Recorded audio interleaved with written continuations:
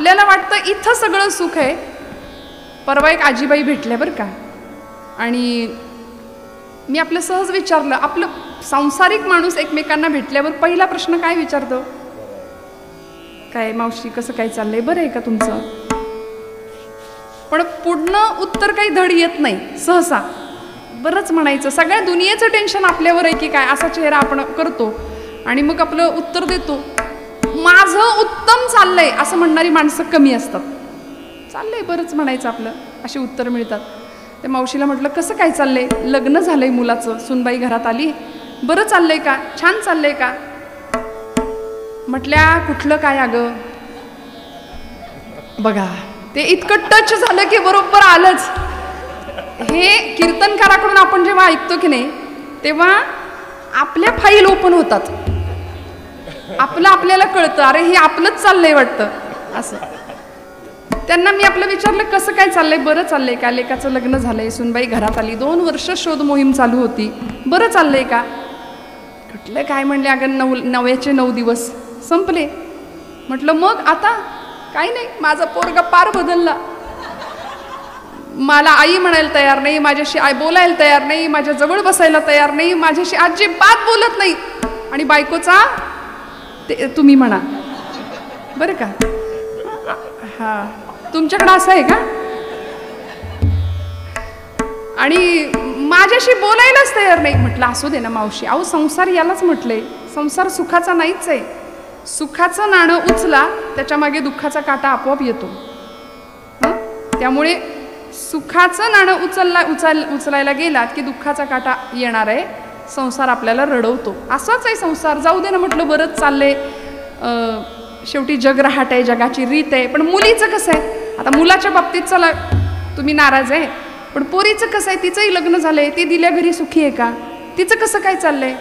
तिचं एकदम मस्त आहे म्हणले, जावयाला असं मुठीत ठेवलंय म्हणजे ते चालतंय तिकडे, आणि इथे काम बिघडतंय. मग नक्की सुख कशाला म्हणायचं आणि दुःख कशाला म्हणायचं? तिकडे तिने जावयाला मुठीत ठेवलंय म्हणून मी सुखी, म्हणजे ती सुखी, आणि इथं आमचं काम बिघडलंय म्हणून आम्ही दुःखी. मग संसारातलं सुखही खरं नाही आणि दुःखही खरं नाही. सुख आणि दुःख हे वृत्तीच्या मनस्थितीवर अवलंबून आहे. बघा, आपल्या मनासारखं घडलं की आम्ही सुखी, आणि आपल्या मनाविरुद्ध घडलं की आम्ही दुःखी. मग नेमकं खरं काय? इथलं सुखही खरं नाही आणि इथलं दुःखही खरं नाही. मग या सुख दुःखाच्या पलीकडे एक अवस्था असते, तिला आनंद असा शब्द आहे, आणि तो आनंद स्वरूप कोण आहे तर तो परमात्मा आहे. म्हणून मग त्या आनंद स्वरूपाकडे आमची वाटचाल झाली पाहिजे. बाकी हे सासर माहेर संसार प्रपंच चालूच आहे. ज्ञानोबरायांनी संसाराची एक व्याख्या दिली, उपजणे आणि निमणे त्या नाव संसार. उपजणं आणि निमणं, उपजणं म्हणजे जन्माला येणं आणि निमणं म्हणजे विझून जाणं किंवा निघून जाणं.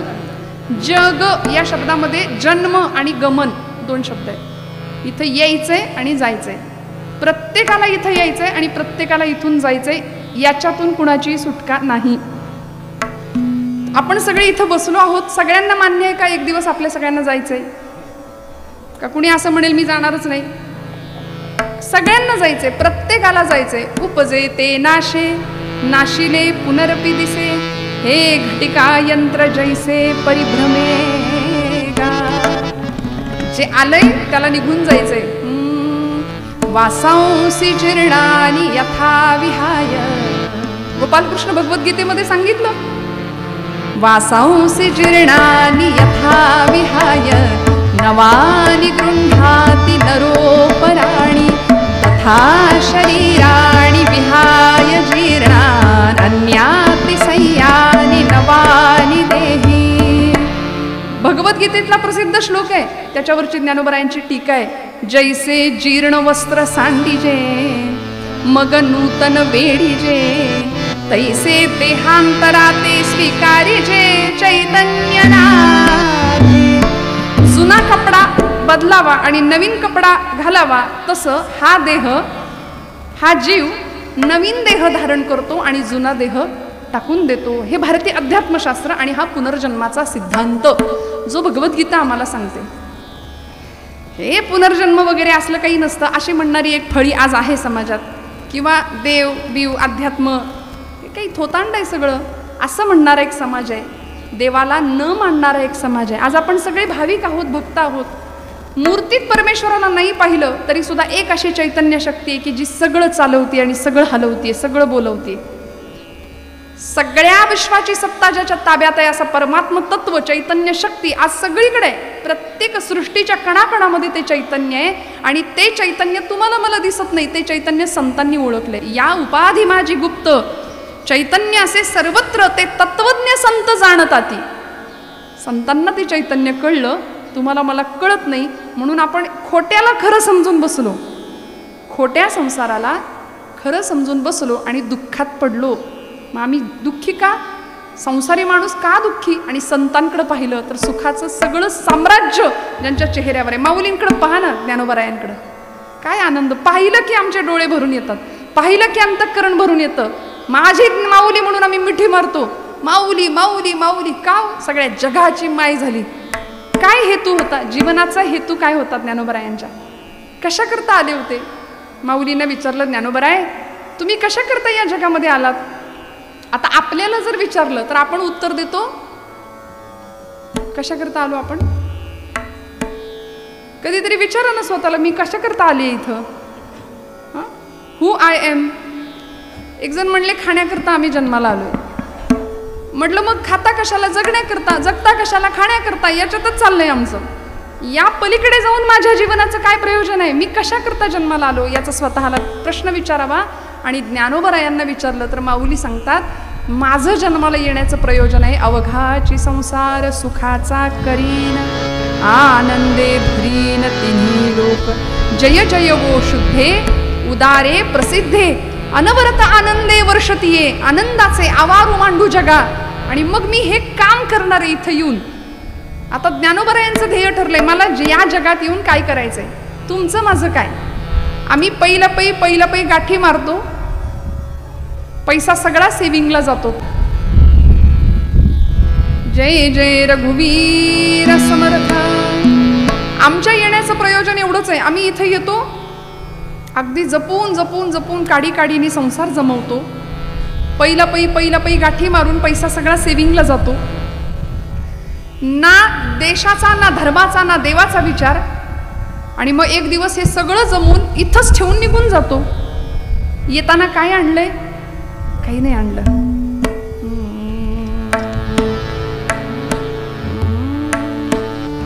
पांघरशी जरी असला कपडा काय करतो? येशी उघडा जाशी उघडा. येताना काय आणलं? इथं आल्यावर रंगबिरंगी कपडे चढले अंगावर. येताना काही ड्रेस घेऊन आलो होतो का? नाही. आपल्याकडे लग्न समारंभामध्ये बस्ता बांधायची पद्धत आहे ना आपल्याकडे. आणि त्या बस्त्यामध्ये सगळे जातात बघा कपडे खरेदी करायला. ज्यांना काही कळत नाही त्यांनाही न्यावं लागतं, मानपान सांभाळावा लागतो. आणि मग जवळजवळ 1000-1500 काय ज्याच्या त्याच्या कुवतीनुसार लाखो रुपयांपर्यंतची खरेदी तिथं होते. भरजरी जरीचे सगळे वस्त्र प्रकार घेऊन होतात. आणि तो दुकानदार तो सगळा गठ्ठा एकत्र बांधून देतो घरी पांढऱ्या वस्त्रात. आपली परंपरा किती आपल्याला शिकवते बघा. ते पांढरं वस्त्र म्हणे किती रंगीत कपडे आयुष्यभर घाला, पण या वस्त्रात शेवटी जायचंय. हा म्हणाले, लाख कमाओ हिरा चांदी सोना मोती. बरं का, इथं सोन्याचे व्यापारी आहेत, मी काय सांगू आता इथं. पण तरी सुद्धा लाख कमाओ हिरा चांदी सोना मोती लेकिन कफन को कभी जेब नहीं होती. खरं सांगू का, श्रीमंती सगळ्यांकडं असतेच असं नाही. परमेश्वराचं दान आहे, कृपा हस्त असतो, वरद हस्त असतो. पण आपल्याजवळ जे आहे ते इतरांना देण्याची वृत्ती, याच्यासाठी या कुटुंबियांना टाळ्या वाजवायच्या आणि याच्यासाठी त्यांना धन्यता द्यायची. का? मी एक परवा वाक्य वाचलं होतं, काही माणसं लाखात एक असतात. ऐका बरं, काही माणसं लाखात एक असतात, काहींकडे लाखो असतात पण ती माणसात नसतात. कळलं तर बघा. त्यामुळे काय आणलं आम्ही? सगळ्यांना त्या वस्त्रामध्येच जायचंय. पांघरशी जरी असला कपडा येशी उघडा जाशी उघडा. कपड्यासाठी करशी नाटक तीन प्रवेशाचे, एक धागा सुखाचा 100 धागे दुःखाचे, जर तारी हे वस्त्र माणसा तुझी आयुष्याचे, एक धागा सुखाचा. कधीतरी विचार करूया, कुणी निर्माण केलंय हे सगळं जग? या वस्त्रात ते विणतो कोण, एक सारखे नसती दोन. हजार लाखो कोट्यवधी चेहरे आहेत या जगात, पण एकासारखं दुसरा नाही. एवढा मोठा इंजिनियर आहे तो. जुळे जरी असले ना भावंड तरी फरक असतो थोडा. या वस्त्रात ते विणतो कोण, एक सारखे नसती दोन. कुणान कळणे त्रिखंडातया हात विणकऱ्याचे, एक धागा सुखाचा. जुनी गाणी आता ऐकायलाही मिळत नाहीत आणि काही नाही, आहे की नाही? आता आमच्या घरातलं 5-5 वर्षाचं पोरगं सुद्धा वरातीमध्ये मस्त ताल धरतं. आम्हाला या गाण्यांशी किंवा या अर्थाशी काही घेणं देणं नाही. घरामध्ये हरिपाठ व्हावा, घरामध्ये मनोबोधाचं पठण व्हावं, घरामध्ये पाठेपर्वचे म्हणले जावेत. पूर्वीच्या काळ संध्याकाळ झाली की सगळे घरात यायचे, आता उलट आहे, संध्याकाळ झाली की सगळे बाहेर पडतो आपण. देवापुढं दिवा लावला जावा. आमच्या जुन्या माता भगिनी लावतात. घरातल्या 5-6 वर्षाच्या 10 वर्षाच्या पोरीला सांगितलं की बाई ग म्हण शुभम करोती, चांगले केस बांध, कपाळाला एखादी छोटीशी टिकली लाव. लाव, काय बिघडतंय?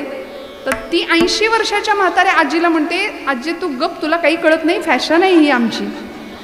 आणि ती असं बोलते तेव्हा आई वडिलांना आनंद वाटतो, आमचं बाळ किती गुणाचं आहे, किती हुशार आहे.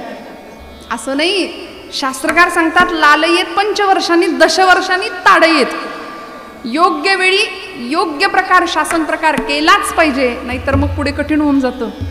त्यामुळे इथं अध्यात्म, इथं संस्कार, इथं संस्कृती जपली जाते या धर्माच्या मंडपामध्ये. म्हणून 3 वर्ष झाले अव्याहतपणे आपण कीर्तन भजनाचे कार्यक्रम करताय. मी मनापासून आपल्याला पुन्हा पुन्हा धन्यवाद का देतेय? कारण सगळ्यांची ही बुद्धी होत नाही. याकरता अनंत जन्मोनी पुण्य होय, अनंत जन्माची पुण्याही पाठीशी असावी लागते, ती आपल्या पाठीशी निश्चित आहे. म्हणून आपण इथे आहोत. तुकोबराय म्हणतात, परमेश्वराला काय द्यायचं? इथं आलेला जीव प्रत्येकाला जायचंय. मग भगवंताला जर बांधायचं झालं, भगवंताला जर जवळ करायचं झालं, तर कशा माध्यमातून आपण बांधू शकतो? त्याचं उत्तर तुकोबराय या अभंगात देत आहेत पहिल्या चरणात. प्रेमसूत्र दोरी नेतो तिकडे जातो हरी, मने सहित वाचा काया अवघे दिले पंढरी राया. देवाला बांधायला शिकवलंय.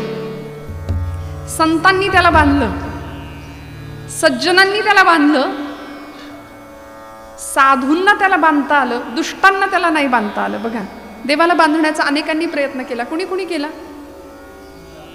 सगळ्यात पहिल्यांदा आमच्या यशोदा मातेनी केला होता गोकुळामध्ये देवाला बांधायचा प्रयत्न. उखळबंधनाची लीला केली आणि प्रत्येक वेळी 2 बोटं 2 दावदोरी कमीच पडायची. पण एक क्षण असा आला, आईचे प्रयत्न पाहिले, आईची दया आली, म्हणला येलो मैया बांधलो, म्हणून बांधून घेतलं देवानी स्वतः. देव बांधून घेतो. यशोदेनी देवाला बांधलं. ज्या गोकुळामध्ये देव रमले, इतके रमले का हो? एकमेव कारण होतं त्याला, प्रेमसूत्र दोरी, प्रेमाचं नातं होतं देवाशी. आणि देव प्रेमाचा भुकेला आहे, थोर प्रेमाचा भुकेला हाची दुष्काळ तयाला. त्याला प्रेम कमी मिळतं. देव म्हणतात माझ्याकडे येणारे सगळे मुलखाचे व्यापारी आहेत, काहीतरी घेण्याच्या आणि मागण्याच्या निमित्ताने येतात ना. पंढरीनाथ भगवान की जय. माझ्याकडे येणारे सगळे व्यापारी आहेत, निष्काम भक्ती करणारे कमी आहेत. त्यामुळे गोकुळामध्ये भगवंत ज्यावेळी राहिले, 11 वर्ष 4.5 महिने देव गोकुळात राहिले होते. त्या गोकुळ सोडून जाताना काय अवस्था झाली होती हो गोपींची, यशोदेची काय अवस्था झाली होती? अक्रूर महाराज न्यायला आले होते आणि त्या गोपी अक्रूराला विचारायच्या, अक्रूरा आमच्या कृष्णाला न्यायला आलास का रे? आणि प्रत्येक गवळण यशोदा मातेच्या त्या नंदबाबांच्या वाड्याच्या अंगणात आली आहे. यशोदा गवळण म्हणती यशोदेला, कोठे गे सावळा. सांग, सावळा कुठं आहे? कृष्ण परमात्मा कुठं आहे? का रथ शृंगारीला, सांगे गे मजला. एवढा रथ सजवून अक्रूर महाराज आलेत. सांग नेमकं चाललंय तरी काय? कृष्ण परमात्म्याला न्यायला आलेत का? एवढं कळलं मात्र. आणि यशोदेचं काय झालं असेल? ज्या आईला कळलं की हा माझा पुत्र आहे 11 वर्षापूर्वी, त्या आईला आज कळतंय की याची खरी आई मी नाही, याची खरी आई तिकडे आहे मथुरेमध्ये. काय यातना झाल्या असतील, काय अवस्था झाली असेल. म्हणून त्या आईसाठी भगवंत त्या गोकुळात रमले. ते मातृसुखाचं मातृसुख भगवंतांनी अनुभवलं. सगळ्या गवळणी यशोदेला विचारतात या प्रसंगामध्ये, का रथ शृंगारीला, सांगे गे मजला. अक्रूर उभासे अंगणी, बाई गे साजणी, या नंदाचे अंगणी मिळाल्या गवळणी, या नंदाचे अंगणी मिळाल्या गवळणी, या नंदाचे अंगणी. रथी चढले वनमाळी. पहिला पाऊल भगवंतांनी ठेवला रथात. सगळे गवळणी अशा गडबडा गडबडा लोळायला लागल्या गोकुळच्या मातीमध्ये वृंदावनाच्या. आमच्या अंगावरून रथ नाही अक्रूरा, कृष्णाला घेऊन नाही नेऊ नाही जाणार. रथी चढले वनमाळी, आकांत गोकुळी, नयनीच्या उदकाने भिजली धरणी, या नंदाचे अंगणी मिळाल्या गवळणी, या नंदाचे अंगणी मिळाल्या गवळणी. नाही ना, घेऊ जाऊ देत नव्हत्या, पण भगवंतांना जावं लागलं. त्या गवळणींकरता 9 लक्ष गायी ज्याच्या घरात आहेत असा भगवंत अखिलकोट ब्रह्मांडाचा नायक एखाद्या गवळणीने म्हणावं, एक पाय नाचिव रे गोविंदा, मग तुला घोडभर ताक देते, लोण्याचा गोळा देते. आणि त्या घोडभर ताकासाठी हा अखिलकोट ब्रह्मांडाचा नायक एका पायावर नाचून दाखवायचा. हे प्रेम होतं. बांधला गेला देव. प्रेमसूत्र दोरी नेतो तिकडे जातो हरी. अजून कोणी बांधला हो देवाला? देवाला आमच्या जनाबाईंनी बांधला. इतकं सुंदर बांधलं जनाबाईंनी. आणि असा भक्तीचा अधिकार होता. बरं, ते काही साधं सुद्धा काम नव्हतं. जनाबाई महाराज शिव्या सुद्धा घालायच्या पांडुरंगाला, म्हणून आपण घालायच्या असं नाही, आपला अधिकारच नाही तो. जनाबाई म्हणायच्या, अरे विट्या मुळ मायेच्या कारट्या. पुढचं इथं न सांगण्यासारखं आहे. इतकं भांडण करावं संतांनी, अधिकाराचं होतं. पण भगवंत बांधला गेला.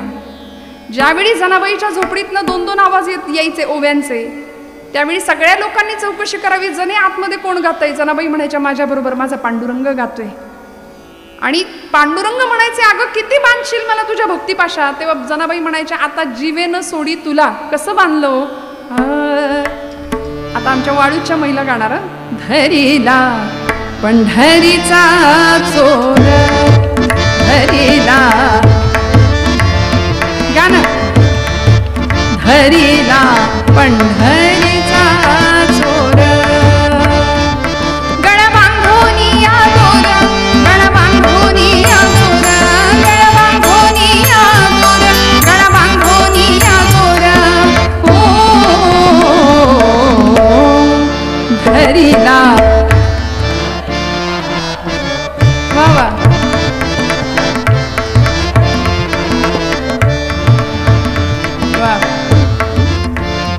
तुम्ही नाराज आहे का माझ्यावर? मागची माणसं आमच्यावर नाराज आहे का तुम्ही? मग तुम्ही पण म्हटलं तरी चालतं ना.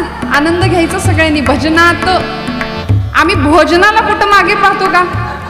भोजनाला पुढे असतो का नाही? भजनाला आम्ही मागे, असं नाही. म्हणा सगळे, गळा बांधोनी या दोर, गळा बांधोनी या दोर, गळा बांधोनी या दोर, वा वा ओ धरिला क्या बात है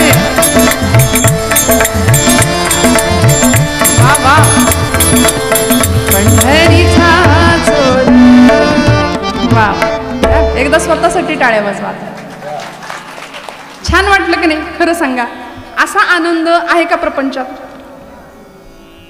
खरं का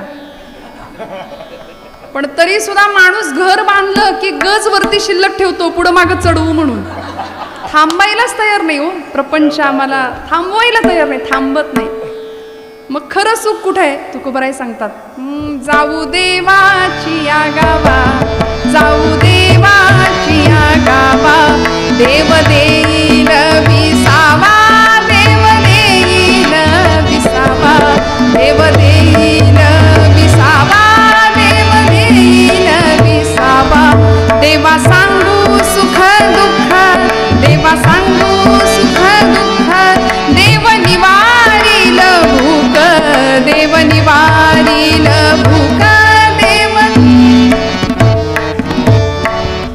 देव असा कसाही बांधला नाही जात अहो दुर्योधनाने त्याला बांधायचा प्रयत्न केला होता ज्यावेळी हस्तिनापूरला भगवंत गेले होते कशा करता शिष्टाई करता गेले होते की दुर्योधनाला समजावून सांगत होते कौरव पांडवांच्यातलं युद्ध व्हायला नको दुर्योधना माझं ऐक पांडवांना 5 गावं मावतील एवढी जमीन दे आणि कशाला हा नरसंहार करतोस दुर्योधन म्हटला अरे कृष्णा 5 गावच काय सुईच्या टोकावर मावेल एवढी सुद्धा जमीन पांडवांना मिळू देणार नाही काय करायचं ते कर म्हटला भगवंत म्हणले तुमच्या कर्माने मरा आता मार्गच नाही यावेळी भगवंतांना बांधायचा प्रयत्न केला होता दुर्योधनाने भगवंतांनाही बांधले गेले उलट अर्जुनाला जे विराट रूप दर्शन कुरुक्षेत्रावर मिळालं ते दुर्योधनाला दिलं पण त्याच्याकडे दिव्य चक्षु नसल्यामुळे ते घेता नाही आलं भगवंत व्यापक आहे विशाल आहे अव्यय आहे अजर आहे साक्षी असलेला भगवंत त्याच्या सानिध्यात राहणं बघा आपण मी मगाशी म्हटलं ना देव मानतो किंवा मानत नाही असा एक समाज आहे आपल्याकडे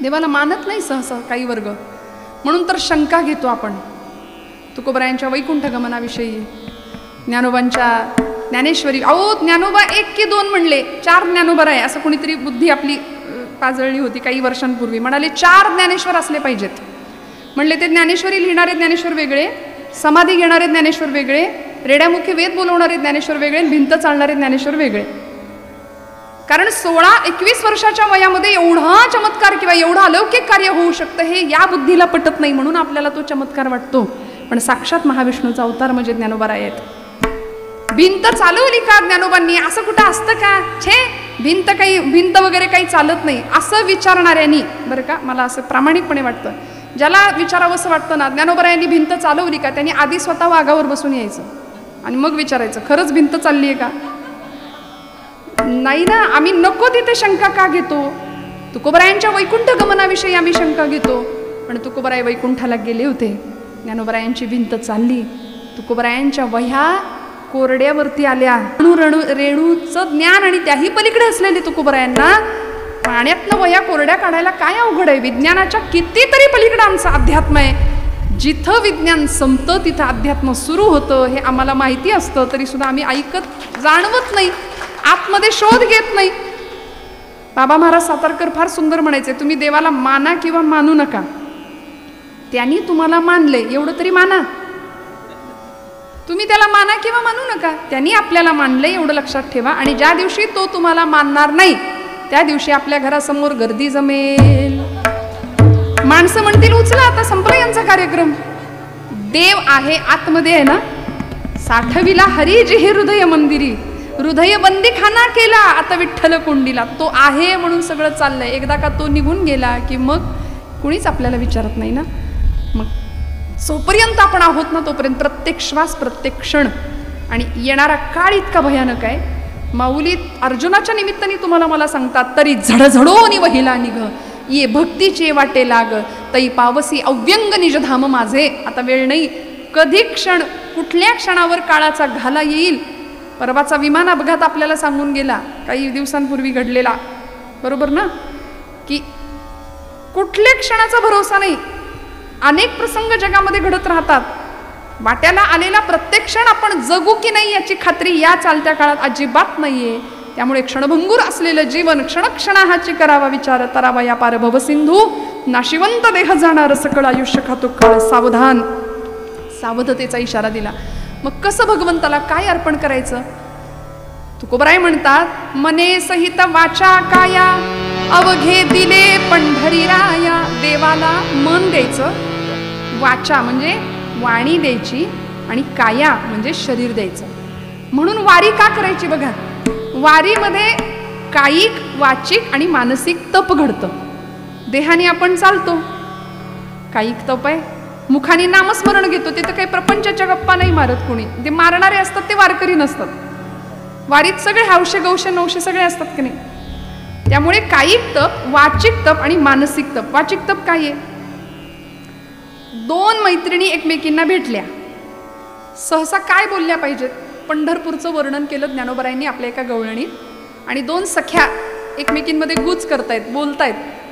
सखी पुसे सखी येसी.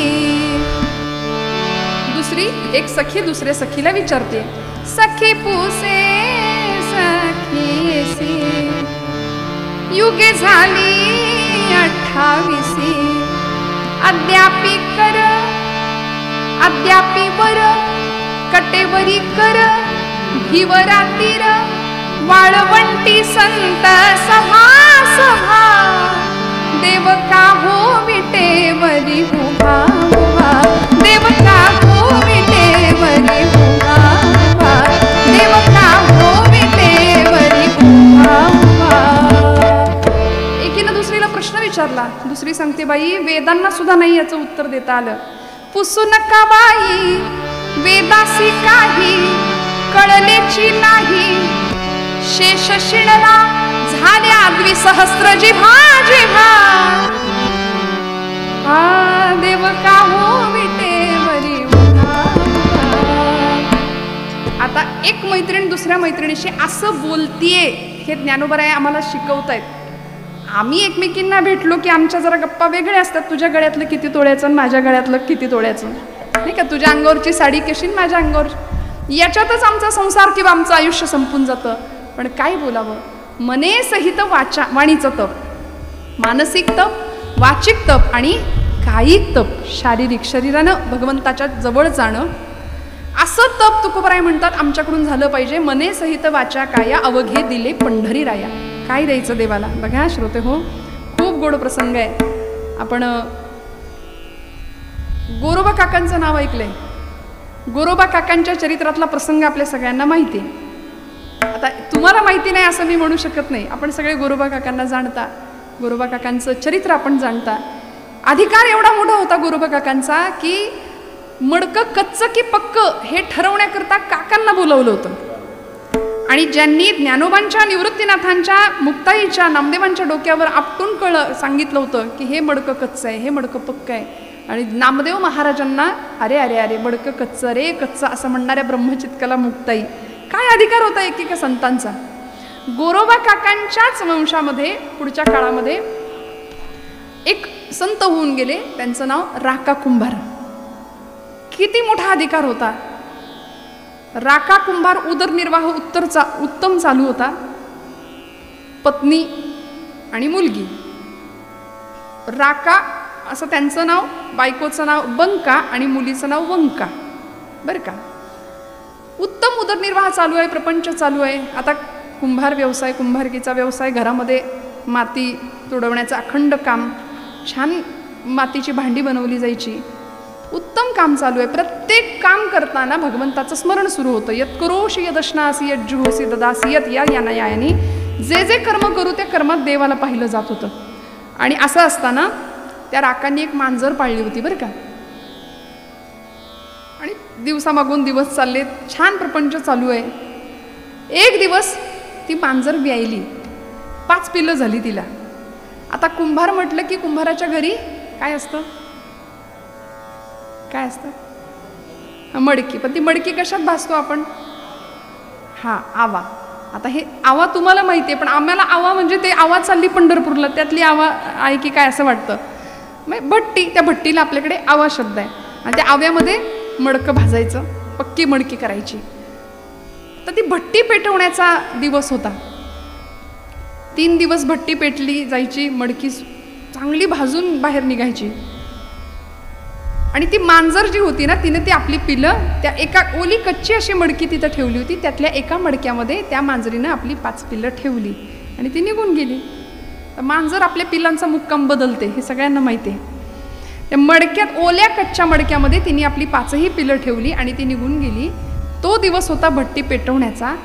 राकांनी भट्टी पेटवली आणि कच्ची मडकी आतमध्ये टाकायला सुरुवात केली. ज्या मडक्यात पिलं होती ते मडकं सुद्धा हाताशी आलं आणि ते भट्टीत गेलं. भट्टी पेटली, धूर बाहेर निघायला लागला आणि जसा धूर निघतोय तसं गावात फिरणाऱ्या मांजरीला कळलं काय गडबड झाली.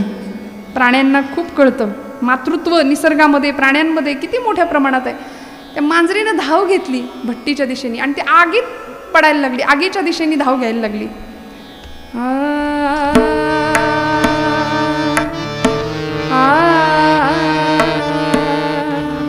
चालू ठेवा थोडं बारीक. आणि त्या मांजरीने जसं आगीच्या दिशेने झेप घ्यायला सुरुवात केली तसं राकाला कळे ना. राका सांगायला लागले, अगं खुळीबिळी झालीस की काय, आगीत कुठं उड्या मारती. तिला असं बाजूला केलं तरी ती मांजर, कारण तिला माहिती होतं तिची लेकरं आहेत त्या एका मडक्यात, आई होती ना. आणि राकाला काय कळायचं ते कळलं. मांजर राकाचे पाय चाटायला लागले आणि त्या प्राण्याची भाषा मालकाला कळली. बायकोला बोलावलं, होय ग यातल्या मडक्यात हिनं पिलं बिलं ठेवली होती का काय. ती म्हणली, नाही जी मला नाही ठावं. पोरीला बोलवलं, तुला माहितीये का. ती म्हणली, बाबा मला बी नाही ठावं. राकांना कळालं. पांडुरंग परमात्म्याची करुणा भागली. म्हणाले, पांडुरंगा काही कर, 3 दिवस ही भट्टी माझी विझणार नाही. 3 दिवस इथं अन्न पाण्याचा त्याग करून बसून राहीन, उपोषण करीन. पण तू दातायस, तू सगळ्यांचा त्रातायस. या मायलेकराची ताटातूट होऊ द्यायची नाही. या मायलेकराची भेट तू घडवून आणायची. आणि तिथं बसले राका उपोषण करून. 3 दिवस अन्नाचा कण नाही, पाण्याचा थेंब नाही पोटात. 3 दिवस संपले आणि 3ऱ्या दिवशी भट्टी विझली. अखंड नामस्मरण, विठ्ठल विठ्ठल विठ्ठल विठ्ठल नामस्मरण सुरू झालं. मने सहित वाचा काय अवघे दिले पंढरीराया. देऊन टाकलं देवाला समर्पित भक्ती. 3 दिवसानंतर भट्टी जशी विझली ना, तसं एक एक पक्क भाजलेलं मडकं बाहेर यायला लागलं. त्या मांजरीला जास्त माहिती होतं की कुठल्या मडक्यात माझी पिलं आहेत. ती मांजर धाव घ्यायला लागली पुढं. मडकं जसं बाहेर यायला लागलं तसं ज्या मडक्यात तिची पिलं होती तेही मडकं बाहेर आलं. आणि परमेश्वराची काय लीला असेल, काय चमत्कार असेल. एक एक एक एक पिल्लू असं बाहेर निघालं आणि तुरु तुरु तुरु तुरु तुरु तुरु धावायला लागली. हो, हे माझ्या पदरचं नाही, ही चरित्र आहेत आमच्या संतांची. अणुरणूवर ज्याची सत्ता आहे असा परमात्मा, त्याला काय अशक्य ही शक्य करतील स्वामी. अशक्य गोष्ट शक्य करण्याचं सामर्थ्य ज्यांच्यामध्ये आहे, ज्या परमतत्वामध्ये आहे, ते अशक्य शक्य का नाही होणार. मांजरीची पिल्लं निघाली. राका म्हणाला, देवा अनन्याश्चिंतयन्तो माम ये जनाः पर्युपासते तेषां नित्याभियुक्तानां योगक्षेमं वहाम्यहं. हे तुझं ब्रीद तू सांभाळलंस, सकल जीवांचा करी तो सांभाळ, तुझं मोकलीला ऐसे नाही. हे तुझं ब्रीद तू सांभाळलंस. आता माझी पाळी. कारण राकाने शब्द दिला होता देवाला, जर भट्टीतली मांजरं किंवा पिल्लं जिवंत बाहेर आली तर हा तुझा भक्त घरादारावर तुळशीपत्र ठेवेल आणि तुझी भक्ती करण्याकरता पंढरपूरला येऊन राहील. म्हणून सगळं सोडलं. आता म्हणले, तू तुझा शब्द खरा केला, आता माझी पाळी आहे. म्हणून घरादारावर तुळशीपत्र ठेवलं, बायकोला मुलीला घेतलं आणि आहे त्या परिस्थितीमध्ये राका पंढरपुरात भगवंताच्या नामासाठी येऊन राहायला लागले. कशाचं हे फळ मिळालं. क्षणोक्षणा सांभाळित साक्षी होतो आपुला. क्षणोक्षणा सांभाळितो साक्षी होतो आपुला. साक्षी होतो आपुला, साक्षी होतो आपुला. भगवंत आमचा सांभाळ करतो. फक्त म्हणाले यावर विश्वास ठेवूया. मने सहित वाचा काया अवघे दिले पंढरीराया. भगवंताला सगळं द्यावं लागेल. वाणी द्यावी लागेल, मन द्यावं लागेल आणि आपलं शरीर काया द्यावी लागेल. अखंड सेवा भाव मनामध्ये ठेवावा लागेल. तुकोबराय म्हणतात, सकळ सत्ता तया हाती माझी किव काकुळती. आणि तुका म्हणे, ठेवी तैसे आम्ही राहू त्याचे इच्छे. देवा तू जसं ठेवलंयस ना तसं आम्ही राहायला तयार आहोत. आमची तक्रार काही नाही. आम्ही फार तक्रारी करतो बघा. संतांनी तक्रारी नाही केल्या. तुकोबरायांच्या आयुष्यामध्ये काय होतं? 18 विश्वदारिद्र्य घरामध्ये होतं महाराजांच्या.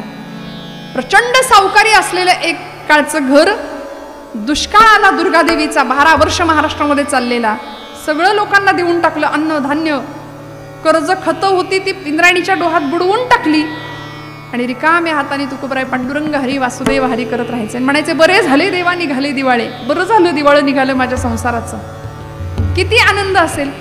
अहो, ज्या तुकोबरायांच्या घरामध्ये सकाळची वेळ, दुष्काळजन्य परिस्थिती देहूमध्ये, सगळ्या महाराष्ट्रामध्ये, आणि सकाळी सकाळी एक जख्ख म्हातारी तुकोबरायांच्या दारात येऊन उभी राहते आणि तुकोबराई तिच्याकडे पाहतात. सकाळची वेळ, त्या म्हातारीनं तुकोबरायांना काही बोलण्याच्या आत तुकोबरायांनी तिच्या अंगावरचं लुगडं पाहिलं. 8-10 ठिकाणी ते लुगडं फाटलेलं. संतांचं हृदय कसं असतं बघा. महाराज गेले आणि सकाळची वेळ आपली पत्नी म्हणजे जिजाई आईसाहेब अवला माता मोरीत स्नान करत होत्या. आता जुन्या बायकांची पद्धत आहे, नेसायचं वस्त्र निर्या करून भिंतीवर ठेवलेलं. आंघोळीला सुरुवात केली, वस्त्र भिंतीवर ठेवलंय, नेसण्याचं लुगडं. तुकोबरायांनी त्या म्हातारीच्या अंगावरचं वस्त्र पाहिलं, आतमध्ये आले, ते भिंतीवर ठेवलेलं लुगडं घेतलं आणि तिला दिलं त्या म्हातारीला आणि म्हणाले आता 120च्या स्पीडनी जा, कारण मागणं भूकंप येईल तुझ्या. आता माहिती होतं तुकोबरायांना स्वभाव. जिजाई आईसाहेबांनी ज्यावेळी स्नान आटोपल्यानंतर साडी नेसण्याकरता लुगड्याला हात लावला, हाताला काही लागलं नाही, डोळ्यातनं टचकन पाणी आलं आणि तुकोबरायांचा स्वभाव माहिती होता. साडी देऊन टाकली हे कळलं. तुकोबरायांना काही नाही म्हणाल्या, पांडुरंग परमात्म्याशी भांडण केलं, असं वैर पक्क होतं ना आईसाहेबांचं. म्हणाल्या अरे दिलं, माझं लुगडं दिलं, याचं मला वाईट नाही वाटत, पण माझा तुझा दास आहे तो, माझा नवरा, माझा पती अखंड तुझ्या भजनात असतो आणि आज माझ्यावर ही वेळ आलीस ना, वस्त्र दिलं त्याची चिंता नाही, पण आता अब्रू कशाने झाकू सांग. हा अवला आईनी पांडुरंगाला विचारलेला जाब आहे, प्रश्न आहे. आणि माझ्या पदरचं नाही, महिपत बुवांनी चरित्र लिहिलंय. महिपत बुवा सांगतात या प्रसंगामध्ये जिजाई आईसाहेबांच्या अंगावर पांडुरंग परमात्म्याने आपला पितांबर दिलाय नेसायला, अंगावर झाकलाय. महाराज म्हणतात नको चिंता करू वस्त्र या पोटाची, माऊली आमुची पांडुरंग सगळं सांभाळतो ना. फक्त अहंता आणि ममता या 2 गोष्टींचा त्याग केला. अहंता म्हणजे मी आणि ममता म्हणजे माझं, मी माझं, एवढा त्याग केला की भगवंत आपल्याला जवळ करतो. हा आशय मनात ठेवूया. तुकोबराय हाच संदेश आम्हाला पूर्वरंगाच्या मूळपदात देतात आणि महाराज म्हणतात देवाला बांधता येतं. कसं बांधता येतं तर त्या प्रेमाच्या सूत्रांनी देवाला आम्हाला बांधता येईल.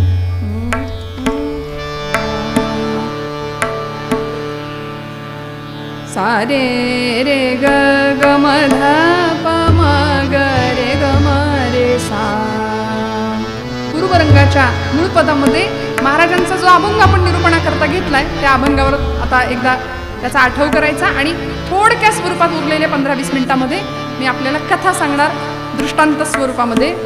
प्रेमसूत्र दोरी, प्रेमसूत्र दोरी,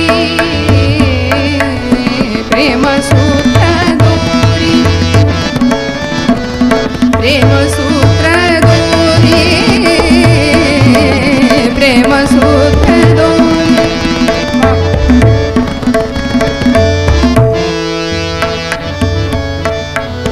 प्रेमसूत्र दोरी, दोरी, प्रेमसूत्र दोरी.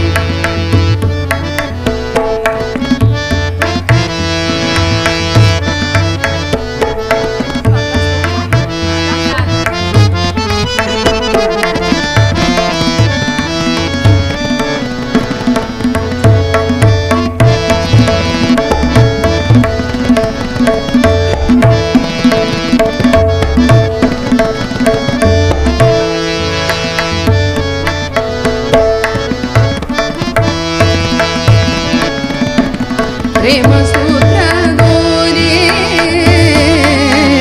प्रेमसूत्र दोरी, नेतो तिकडे जातो हरी, नेतो तिकडे जातो हरी, हरी. प्रेमसूत्र दोरी, दोरी, प्रेमसूत्र दोरी, प्रेमसूत्र दोरी, प्रेमसूत्र. सूरज चंदा जब तक भी फिरे सूरज चंदा, जब तक फिरे सूरज चंदा।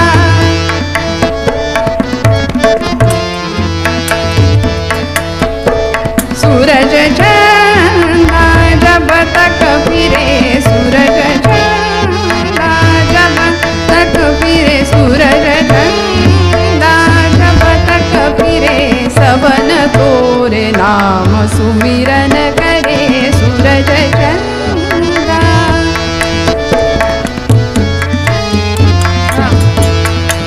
कैसो गुनी दास तुम तीनो, ऐसो गुनी दास तुम तीनो, अमर धुन साची सप्त सुरन में, अमर धुन साची सप्त सुरन में, सुनत सब लोग जान गुनी मन हरे सूरज चंदा, जब तक फिरे सूरज चंदा, सूरज चंदा, सूरज चंदा। पंढरीनाथ भगवान की जा. हरिनामाचा गजर करायचा. आपल्याला वारकरी कीर्तनामध्ये विठोबा रखुमाईपर्यंत सलग ऐकायची सवय आहे, पण नारदीय कीर्तनामध्ये थोडंसं हे पूर्वरंग आणि उत्तररंग असा भाग आहे. तसा आयुष्यातला आपल्याला पूर्वरंग फार आवडतो. आयुष्यातला पूर्वरंग आवडतो, उत्तररंग आवडत हां. कारण एखादा केस लुकलुकला आहे की नाही. परवा आम्हीच्या कीर्तनामध्ये मी आपलं सहज म्हटलं, मला जरा काळ्या केसांची अपेक्षा आहे. म्हणजे मला असं म्हणायचं होतं की तरुण मंडळी जरा कीर्तनाला पाहिजेत, सगळी वयोवृद्ध म्हातारे मंडळी नको. दुसऱ्या दिवशी सगळे लोक डाय करून आली होती.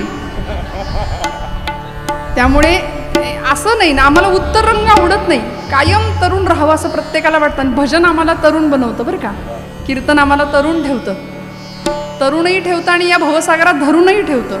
सगळ्या पद्धतीने आम्हाला तारतं सांगायचा प्रयत्न करते.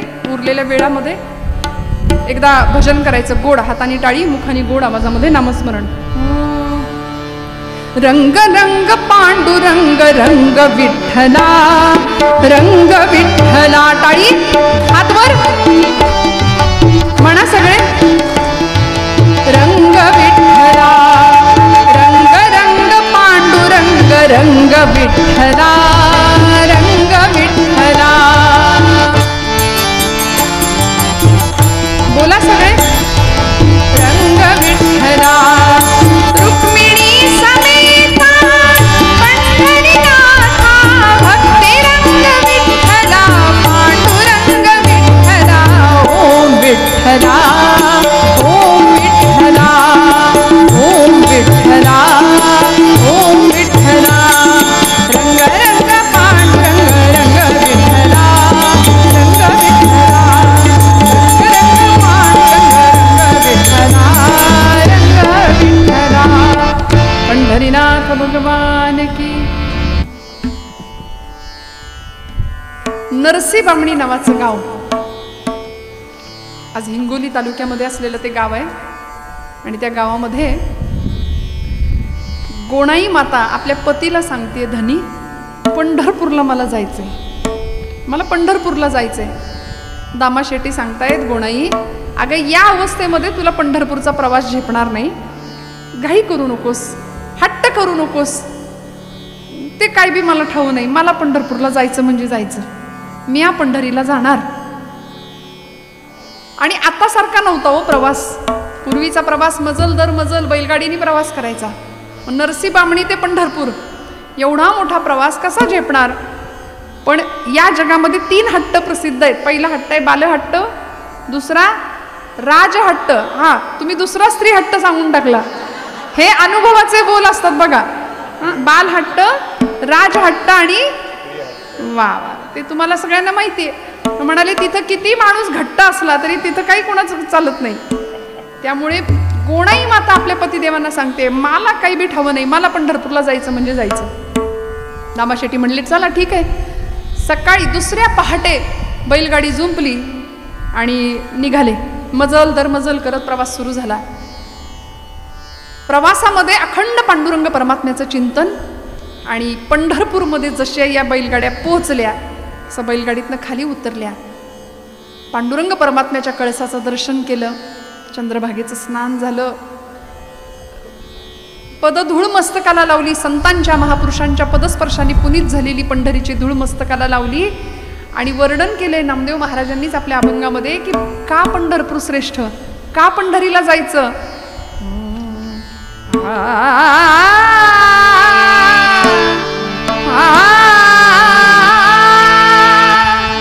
आधी रचिली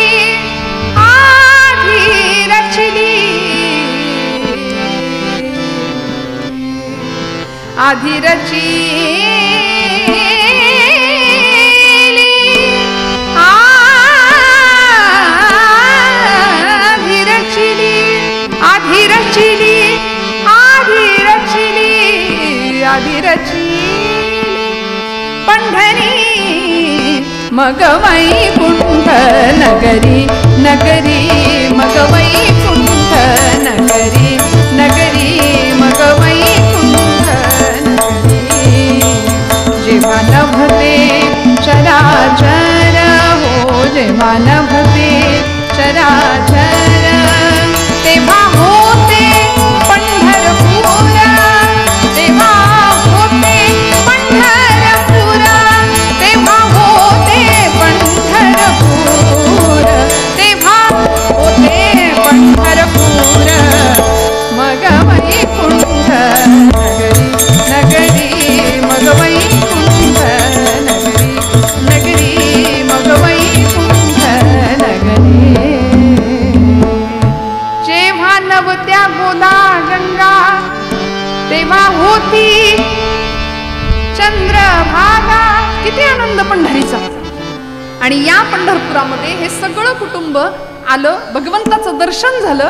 आणि आता दामाशेट्टी म्हणतायत आता परतीच्या प्रवासाला गोणाई निघायला पाहिजे आपल्याला. गोणाई माता म्हणते आता नाही, आता पंढरपूर सोडायचं नाही, आता इथंच राहायचं, पंढरीतच राहायचं आणि पंढरीच आपली कर्मभूमी बनवायची, इथंच नामस्मरण करायचं. सगळा परिवार पंढरपूर क्षेत्रामध्ये राहिला. आता शिंपेचं कुळ होतं त्यामुळे कपड्यांचा व्यवसाय पंढरपूरच्या बाजारपेठेमध्ये निर्माण झाला आणि छान उदरनिर्वाह चालू आहे दिवसामागून दिवस. आणि गोणाई माता गर्भवती असल्या कारणाने 9 महिने 9 मास भरले आणि कार्तिकी एकादशीचा दिवस आणि प्रसूत झाल्या. संतश्रेष्ठ नामदेव महाराजांचा जन्म उदरी झाला. भगवंताच्या नामासाठी आपण आलो, त्यांनी दिलेला हा प्रसाद म्हणून नामदेव नाव ठेवलं आणि हळूहळू हे बाळ दिसामासाने लहानाचं मोठं व्हायला लागलं. बघा, नामदेव महाराजांनी स्वतःचं आत्मचरित्र लिहिलंय आपल्याच गाथेमध्ये, नामदेव गाथेमध्ये जणू काही स्वतःचं आत्मचरित्र लिहिलं. पांडुरंग परमात्म्याशी नामदेवांचं नातं इतकं सुंदर होतं. नामयाचे प्रेम केशवची जाणे, केशवासी राहणे नामयापासी. देव नामदेवांशी बोलायचे. विठुरायाचे प्रेम भंडारी होते नामदेव महाराज. देव नामदेवांशी बोलायचे. आपलं गुज नामदेवांना सांगायचे देव की तिही त्रिभुवनी नाही मज कोणी, सांगे चक्रपाणी नामयासी. नामया तुमच्याशिवाय, तुम्हा भक्तांशिवाय माझ्या मला दुसरं कोणी नाही. म्हणून आषाढी कार्तिकी विसरू नका मज, सांगत असे गुज पांडुरंग. मला विसरू नका आषाढीला आणि कार्तिकीला मला भेटायला या. हे पांडुरंग सांगतात नामदेवांना. इतका अधिकार नामदेवांचा. बघता बघता मोठे झाले, 5 वर्षाचे झाले. आणि काय घडलो आपल्या सगळ्यांना कथा माहिती आहे. या 5व्या वर्षी दामा शेट्टींनी आपल्या लेकराला एका संध्याकाळी बोलावलं आणि सांगितलं, नामया, माझा नित्याचा दिनक्रम आहे की मी रोज पांडुरंगाला नैवेद्य अर्पण करतो आणि माझ्या कामाला निघून जातो. उद्याचा नैवेद्य पांडुरंगाला तुला द्यावा लागेल, कारण मी माझ्या कामाकरता परगावी चाललोय, माझ्या व्यापाराच्या कामाकरता मी निघालोय. तेव्हा उद्याचा नैवेद्य पांडुरंगाला देशील का? 5 वर्षाचे नामदेव महाराज होते. बाबांना म्हणले, बाबा हो, तुमचं काम मी करणार. कारण ते आताच कार्ट नव्हतं. आई वडिलांची आज्ञा जो न सांगता पूर्ण करतो तो उत्तम पुत्र आहे. आज आपल्या लेकरांना संस्कारांची का गरज आहे? मी हात जोडून जिथं जाते तिथं सांगते की लेकरांना घेऊन कीर्तनाला येत जा. म्हणजे ती कार्टी इथं येऊन झोपली तरी चालतील, पण इथं झोपेत जे ऐकतील ते चांगलं असेल आणि घरी जागेपणी जे टीव्हीवर बघतील ते वाईट असेल. आणि आत्ताचा काळ भीषण आहे, भयान आहे. मी आपल्याला राग आला तरी सांगते, हात जोडून सांगते. मोबाईलचं व्यसन फक्त लहान मुलांना नाही, सगळ्यांना आहे. सगळे ॲडिक्ट आहेत, लहानांपासून मोठ्यापर्यंत. शरीराचा तो एक अवयवच होऊन गेलाय आमच्या सगळ्यांच्या. नाही जमत त्याच्याशिवाय, बरोबर ना? पण तरी सुद्धा तंत्रज्ञानाच्या किती आहारी जायचं आणि आपला आत्मशोध आपण विसरून जातो. मग ते बाजूला ठेवावं आणि थोडंसं आत्मचिंतन करता येईल का, स्वतःचा शोध घेता येईल का, यासाठी ही संत चरित्र आहेत. माझ्या तरुण भावंडांना मला सांगावं वाटतं, आपल्या घरामध्ये माता आहे, पिता आहे, आई वडील आहेत. आज काकांचं 3रं श्राद्ध म्हणजे 3रं पुण्यस्मरण आहे. घरातली वडीलधारी माणसं आपल्याकरता काय देऊन जातात. माऊली म्हणते, येथ वडील जे जे करीती त्या नाम धर्म ठेवीती. मोठ्या माणसांवर जबाबदारी असते. आज आमची लेकरं आईला आई, पित्याला बाप म्हणायला तयार नाहीयेत. संवाद संपलाय. अनेक घरामध्ये असं चित्र आहे, मुलगा घरात आला की बाप निघून जातो आणि बाप घरात आला की मुलगा निघून जातो. मुलगा मोठा झाला की दोघांमध्ये संवाद राहत नाही. माता पित्यांमध्ये संवाद नाही, नात्यामध्ये आर्द्रता नाही, स्नेह नाही, कदर नाही. का? आम्ही सोफिस्टिकेटेड झालो. पूर्वीची माणसं गरीब होती, घराघरात टीव्ही नव्हता. बरं असला तरी तो साधा ब्लॅक अँड व्हाईट टीव्ही होता, पण टीव्ही जरी रंगीत नव्हता तरी माणसाची मन रंगीत होती, है की नाही? बरं घरातलं एक माणूस कायम अँटिन्यावर असायचं. आल्या का मुंग्या, गेल्या का मुंग्या, तरी आनंद होता, तरी आनंद होता. घरातला एक माणूस कायम वर असायचं. प्रचंड म्हणजे जुन्या माणसांना आठवत असेल, आपल्या तुमच्या काळी पिझ्झा बर्गर काही नव्हतं, भाकरी साधी, त्या भाकरीला तेल मीठ कूट सगळं लावून द्यायचं. That was our pizza, that was our burger. किती आनंद होता. लेकरं किती सुखाने खेळत होती, काय सुट्ट्यांमध्ये काय आनंद घेत होती. आता नाही, आता सतत ते डबडं हातात आहे. त्याच्यामुळे मन, मेंदू आणि मस्तिष्क सगळ्यावर परिणाम होतोय. बुद्धीची क्षमता संपतीये, आकलन क्षमता संपतीये, ग्रहण क्षमता संपतीये, स्मरणशक्ती काम देईन अशी झालीये. इतकं विचित्र सगळं नुकसान होत चाललं. म्हणून बरं, दोष मुलांना नाही देऊ चालत ना. परवा तर मी एक विलक्षण दृश्य पाहिलं होतं. अगदी तान्ह बाळ पाळण्यातलं, त्या पाळण्याला वरती मोबाईल लावला होता, अडकवला होता. ते जन्माला आल्यापासूनच मोबाईल बघायला त्यांनी सुरुवात केली. असो, माझा हा विषय नाहीये खरं तर, पण आपण किती एखाद्या गोष्टीच्या आहारी जायचं आणि कशा करता ही संत चरित्र ऐकायची. नामदेव महाराज 5 वर्षाचे होते आणि 5व्या वर्षी दामाशेट्टी सांगतायत, नैवेद्य तू द्यायचा. आपण सगळे नैवेद्य देतो, देवाला नैवेद्य दाखवतो, लगेच काढून घेतो. खाल्लं बिल्लं तर करायचं काही देवानी, पण समर्पण हा भाव होता संतांचा. आपण समर्पित भावाने नैवेद्य अर्पण नाही करत. शंकराचार्यांना एकाने विचारलं होतं की देवाला नैवेद्य का अर्पण करायचा असतो. बरं तोच आपण खातो ना, मग द्यायचा कशाला. तर त्यामागे एकच भाव आहे की पेढ्याचा पुडा बघा आपण देवळात नेतो, तो नेण्याच्या आधी काय असतात, ते पेढे असतात. देवाला अर्पण करून परत माघारी येतो त्यावेळी तो काय होतो, तो प्रसाद होतो. तसं अन्न भगवंताला समर्पित करायचं. हे तुझं आहे, तू दिलंय म्हणून मी सेवन करतो, ही कृतज्ञता ठेवायची. आणि मग ते जेवण नाही राहत, तो काय होतो, प्रसाद होतो. आणि प्रसाद असतो प्रसन्नता. ही भारतीय संस्कृती. प्रसादाचं सेवन केल्यानंतर अन्नात जायते बुद्धी, आमची बुद्धी तशी घडते, आमचा आचार विचार तसा घडतो. म्हणून आजपासून मी एक तुम्हाला अगदी विनंतीपूर्वक सूचना करते की जेवणाला जेवण म्हणू नका. जेवलात का, काही माणसं म्हणतात गिळलं का आज, इतकं वाईट बोलण्यापेक्षा म्हणा ना प्रसाद घेतला का आज. अन्न आहे ना, अन्न हे पूर्ण ब्रह्म आहे. चला प्रसादाला, घेताय का प्रसाद, प्रसाद घेतला का आज. कारण देवाला दाखवल्यानंतर ते अन्न नाही राहत, तो प्रसाद बनतो. त्यामुळे अन्न नैवेद्य, दामाशेट्टींचा नियम होता नैवेद्य अर्पण करायचा, त्याशिवाय अन्न ग्रहण करायचं नाही. आणि दुसऱ्या दिवशी पहाटे वडिलांनी सांगितल्याप्रमाणे नामदेव महाराज उठले. किती वर्षाचे होते, 5 वर्षाचे. पहाटे उठले आणि आईच्या मागे लागले, आई लवकर जेवायला तयार कर, मला पांडुरंगाला नैवेद्य अर्पण करायचंय. गुणाई माता म्हणते, अरे उठल्या उठल्या देव जेवतो का कुठे, पहाट अजून उजडू दे, मग माध्यान्हीच्या वेळी मी तुला ताट बनवून देईन, मग जा. कशी बशी दुपार झाली, वेळ काढला, भूक लागलेली प्रचंड, पण देव जेवल्याशिवाय आपण जेवायचं नाही. हा दामाशेट्टींचा हट्ट होता. नामया लक्षात ठेव, देव जेवल्याशिवाय आपण जेवायचं नाही. एवढंच लक्षात ठेवलं आणि नामदेव महाराज भर दुपारी वाध्यान्नीला जेवणाचं ताट घेऊन निघाले. पांडुरंगाच्या त्या राऊळामध्ये आले. पांडुरंगासमोर ताट ठेवलं. 5 मिनिटात संपवणार आहे, काळजी करू नका. खूप डिस्टर्बन्स मला आहे आता, पण झालं, संपलं. 5व्या मिनिटात मी कीर्तन संपवणार आहे. ताट ठेवलं, पाणी फिरवलं आणि भगवंताला सांगितलं, करा सुरुवात देवा. आता एवढ्या अर्जवानी देव जेवतो का. आपल्याकडून जेवलाय कधी, जेवलाय कधी तुमच्याकडून. देव जेवत नाही म्हटल्यानंतर 5 वर्षाचे नामदेव महाराज देवाला सांगतायत, देवा अरे जेवणार रे बाबा, तुला नैवेद्य द्यायचा, बाबांनी सांगितलंय देव जेवल्याशिवाय आपण जेवायचं नाही. मी लवकर उठलोय, मला भूक लागली रे, जेवणार आहे पांडुरंगा. शाण ऐक नाही माझं बाळ, आई आपल्याला करते ते सगळं तिथं चाललं होतं. पांडुरंगा शाण ऐक नाही तू, जेव बरं जेव बरं. तरी देव जेवेना. एक क्षण असा आला, पांडुरंगा आता जर जेवला नाहीस ना, इथं मला भूक लागलीये, चुलीतलं जळकं लाकूड घेऊन येईन, पटकन जेवण करून मोकळा हो. तरी पांडुरंग जेवेना. सगळे उपाय झाले, बराच वेळ झाला, भूक लागून गेली हो. 5 वर्षाचं लेकरू. पांडुरंग परमात्म्याला सांगितलं, पांडुरंगा आता तू जेवला नाहीस तर बाबा येतील, बाबा मला विचारतील देव जेवला का, आणि तू जेवला नाहीस मग बाबा मला मारतील, त्यापेक्षा इथं तुझ्या पायरीवर डोकं आपटून जेव देतो, पण जेव. म्हणून पायरीवर डोकं आपटणार, एवढ्यात डोक्याला लागलं नाही, गाभाऱ्यातनं आवाज आला. डोक्याखाली जणू काही मौसर हात लागला आणि गाभाऱ्यातनं आवाज आला, नामदेवा दगडाचा देव कधी जेवतो का रे.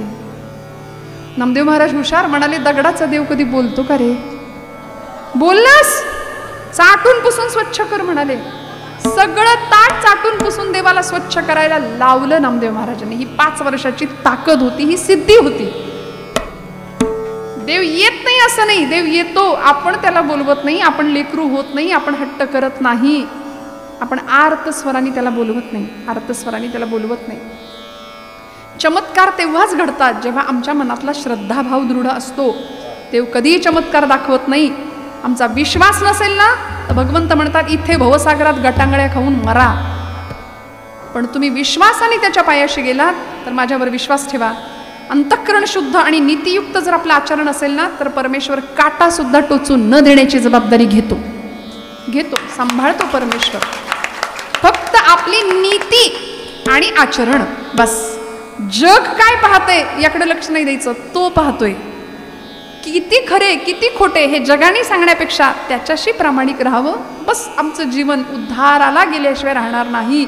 नामदेव महाराजांचं सगळं जेवणाचं ताट रिकामं केलं आणि पांडुरंग परमात्म्याला निरोप देऊन घरी आले. आईला सांगितलं, आई अगं किती नखरे लावले होते, 12 वाजले तरी जेवायला तयार नाही, तर मला भूक लागून गेली आणि लवकर आई आता मला जेवायला दे. गोणाई मातेने नैवेद्याचं ताट पाहिलं आणि संतापल्या. नाम्या कार्ट्या संपवून आलायस तिथं आणि म्हणतोस भूक लागली. अगं आई खरंच नाही मी खाल्लं. मग कोणी खाल्लं. अगं ज्याच्यासाठी दिलं होतंस त्यांनी खाल्लंय. नाम्या खरं सांग कोणी संपवलंय, नैवेद्य कोणी ग्रहण केला. अगं आई देव जेवला. नाम्या खोटं कधीपासून बोलायला लागला. आई अगं खोटं कसं बोलायचं ते माहिती नाही मला. आई खरंच नाही मी जेवलो. आई देव जेवला ग. गुणाई माता सांगतायत, नामया देव जेवला. कुणी बघितलं रे. कुणी कशाला बघायला पाहिजे, मी बघितलं. मी पाहिलंय या डोळ्यानी मी ग पाहिला.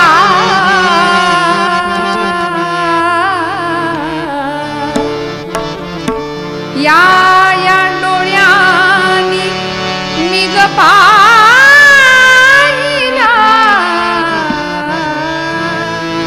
आई मी बघितलंय. आई देव कसा जेवला सांगतो. देव जेवला ग देव जेवला, देव जेवला ग देव जेवला, देव जेवला ग देव जेवला. या डोळ्यानी या डोळ्यानी मी ग पाहिला. या डोळ्यानी मी ग पाहिला.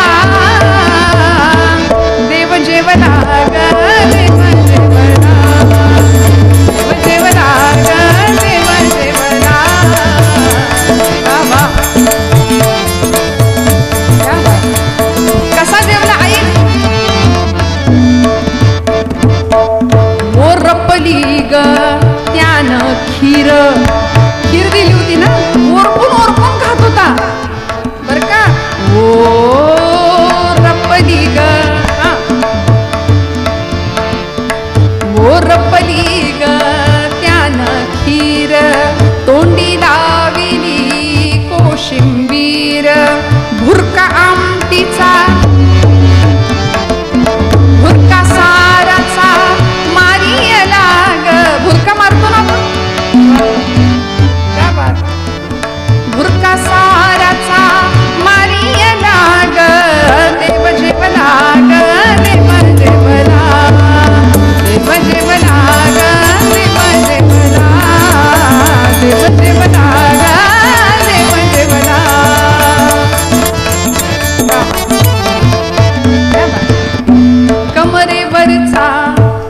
काढून हात, कालविला तो दूध भात, मोडी मुरडीचा कानवला ग. मुरडीचं कानवलं माहितीये ना? आता तुम्हाला माहितीये, पण आमच्या शहरातल्या पोरींना काही माहिती नाही यातलं. परवा माझ्या एका मैत्रिणीने विचारलं, ते जातं बघितलंयस का ग तू? म्हटलं हा. ते जातं आणि जात्यावर कसं बसायचं? म्हणलं बाई, जात्यावर नसतं बसायचं, जात्याच्या शेजारी बसायचं, खुंट्याला हात लावायचा, मस्त पाय पसरायचा, मजबूत छान ओवी गायची छान आवाजात. ती म्हटली, अगं माझ्याकडे जातं नाही, मला ओवी येते. म्हटलं मिक्सरवर म्हण. म्हणायचंच असेल तर शहाणपण कुठेही आम्ही वापरू शकतो ना, असं काही नाही जातं पाहिजे, पण गोड आवाजामध्ये ओवी गावी, भगवंताचं नाम घ्यावं. कानवला, मुरडीचा कानवला, मुरड घालणं कानवल्याला, हा प्रकार गेला. आता ती फिरकी येते, आपण त्यातनं मोकळं होऊन जातो नाही का? पण जुन्या बायकांना माहिती आहे. मोडी मुरडीचा कानवला ग, देव जेवला ग, देव जेवला. आई देव जेवला. गोणाई मातेच्या डोळ्यातनं घळघळ अश्रुधारा व्हायला लागल्या. नामदेव महाराज 5 वर्षाचे सांगतायत, आई देव जेवला. इकडे दामा शेट्टी आले होते. नामदेव महाराजांचं बोलणं दामा शेट्टीने ऐकलं. पिशवी खाली पडली हातातली, कळलं नाही. आणि घरात आपण आलोय हे कुणालाही न कळता नामदेव महाराज, दामा शेट्टी धावत राहुळामध्ये गेले आणि पांडुरंगाला प्रश्न विचारला, पांडुरंगा मी काय ऐकलं? गेली 40 वर्ष मी तुला नैवेद्य देतोय, गेली 40 वर्ष मी तुला नैवेद्य अर्पण करतो, पण माझ्या हातनं कधी जेवला नाहीस. आणि माझं 5 वर्षाचं लेकरू तुला जेवायला आणायला गेलं तर तू नैवेद्य दाखवायला आलं तर तू जेवलास. म्हणजे 40 वर्ष तू उपाशी राहिलास माझ्याकडून. 40 वर्ष माझ्याकडून उपाशी राहिलास का रे देवा? माझं लेकरू 5 वर्षाचं तुझ्याकडं तुला नैवेद्य द्यायला आलं, तू स्वीकार केलास, ते काही नाही, माझा विश्वास नाही म्हणले. दामा शेट्टी पांडुरंगाला सांगतायत, मला पुरावा पाहिजे. अलीकडे लोकांना पुरावा लागतो नाही का? आणि ज्याच्याकडे पुरावा नाही त्याला पुरावा म्हणतात. पुराव्याशिवाय बोलायचंच नाही. कीर्तनकारांनी सुद्धा पुराव्याशिवाय बोलायचं नसतं. प्रमाणं लागतात, संत प्रमाणं लागतात. दामा शेट्टी देवाला पुरावा विचारतात, मला खरं नाही वाटत माझ्या पोराकडून तू जेवलास, काय पुरावा आहे सिद्ध करून दाखव. आणि मी माझ्या पदरचं नाही, नामदेव गाथेत अभंग आहे. नामदेव महाराज स्वतः सांगतात की या प्रसंगामध्ये पांडुरंग परमात्म्याच्या मुखातनं तुपाची धार बाहेर आली मूर्तीतून. आणि पांडुरंग परमात्म्याने दामा शेट्टींना जणू काही सांगावं की इथं या गाभाऱ्यात जरी राहत असलो ना तरी तुझ्या लेकरानं बोलवलं की मी येणार, तुझ्या नामदेवांनी बोलावलं की मी त्यांच्यासोबत खेळणार, नाचणार, त्यांच्या कीर्तनात नाचणार, त्याच्याशी भांडणार. नेतो तिकडे जातो हरी, पूर्वरंगाचं मूळपद. प्रेमसूत्र दोरी नेतो तिकडे जातो हरी, मने सहित वाचा काया अवघे दिले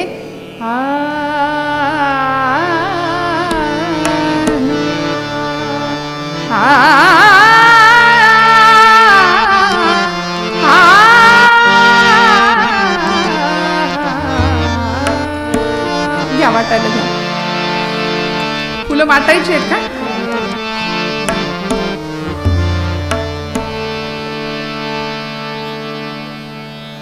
मध्ये तुकोबर आहे. हाच आशय आम्हाला व्यक्त करतात की भगवंताच्या प्रती प्रेम असावं, भगवंताच्या प्रती श्रद्धा असावी, तर त्या श्रद्धेचं फळ आम्हाला मिळाल्याशिवाय राहत नाही. भैरवी गाते, त्याला जोडून आपल्याला फुलं मिळतील, फुलाचा एक अभंग गाते आणि मग आपण पुष्पवृष्टी ज्या पद्धतीने आपल्याकडे आहे त्या पद्धतीने करा. झालेली सेवा परमेश्वराच्या चरणावर समर्पित करते. बोलत असताना काही वेडवाकडं गेलं असेल तर मोठ्या अंतकरणाने क्षमा करा. आपण सर्व अत्यंत श्रद्धेने इथे कीर्तनाला बसलात आणि मला वाटते पहिल्यांदा नारदीय कीर्तन इथं आपल्या गावातच पहिल्यांदा झालंय. विट्यामध्ये नारदीय कीर्तनाला मी बऱ्याचदा यायचे, आलेली आहे. व्यापारी पेठेमध्ये नारदीय कीर्तनाचे उत्सव होतात विट्यात, पण तरीसुद्धा आपण आज इथे मोठ्या संख्येने इथे उपस्थित आहात.